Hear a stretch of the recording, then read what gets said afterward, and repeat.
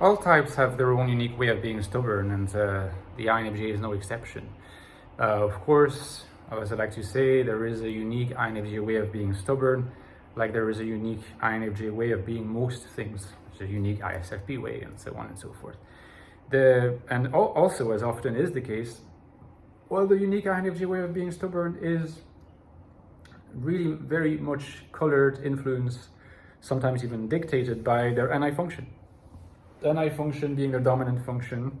So number one, it's the main source of their ego identification. So they're going to really trust that whatever their NI seems to say is very reliable, and in a sense, their own person is at stake in its, in its proclamations, in its words, or in its symbols, or its metaphors, or its visions, or whatever it might be.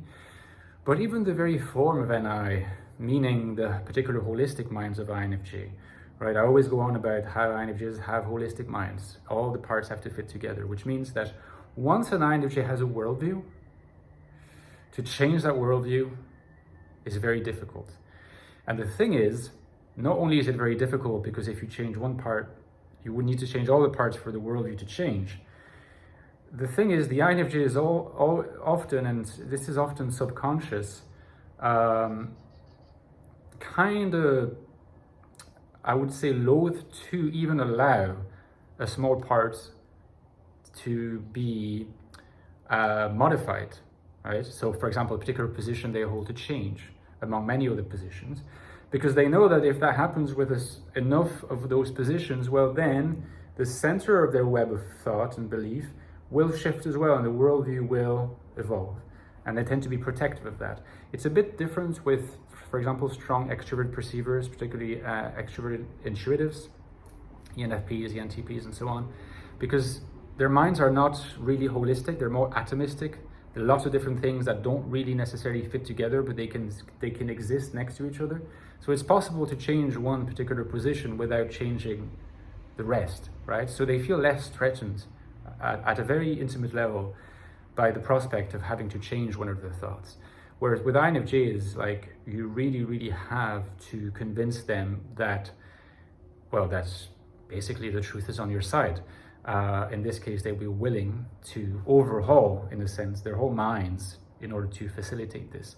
Another way in which you can facilitate an INFJ changing their minds and not being so stubborn on a particular topic is to convince them, if you can manage that their overall worldview, which you may be familiar with if you know them well, you might have some knowledge of it, will not be that threatened by changing their particular position on that particular issue. If they can keep a narrative is a very important concept in INFJ life as well, including managing change in INFJ life. If you can convince them that the narrative can remain more or less the same or be updated without changing in substance by espousing a new position, they'll be less stubborn. But if those conditions aren't met, in fact, INFJs will just tend to stubbornly, indeed, they'll be headstrong about keeping their beliefs, their positions. Unlike INTJs, who are also NI dominant and at that level also quite stubborn, their articulation, being FE rather than T, is a bit softer. So, they will rarely tell you, nah, just shut up, you're full of shit, I will not change my position, or for X, Y, and Z reasons, I'm not going to do this.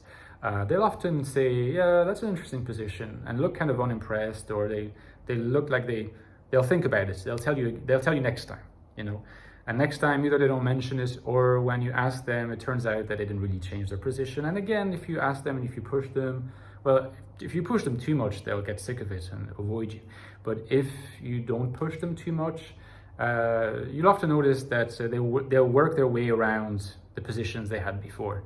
And it can be a vice. It can be a vice, because flexibility of opinion is also a strength, But INFJs definitely have, I would say, worldview stubbornness, and it quite distinguishes them as well as INTJs. Again, the way of manifesting it, a bit softer, but in fact, just as inflexible. If you like this video, drop me a like. Don't forget that I've written 2 books on the INFJ, The Infinite Soul, which is my new book, on the INFJ life in the modern world, a world often seen as hostile to us, how to find meaning, value, and purpose. If you have read the book but not reviewed it yet, it helps with the referencing, so I would appreciate you reviewing it on Amazon.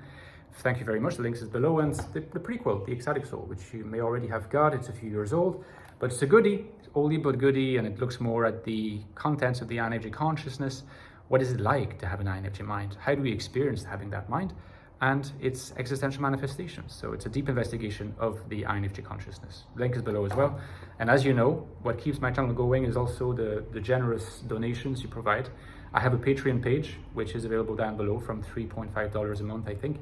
You can really just help me keep the channel going. I would be so grateful if you did. If you like my work, please consider it. You can also interact with me there and yeah, pretty much, you know, have a direct messaging conversation with me there, and also share some bonus content. So I'd be very grateful, and thank you so much to my supporters. Okay guys, I'll let you go for now. Talk to you next time. Bye bye.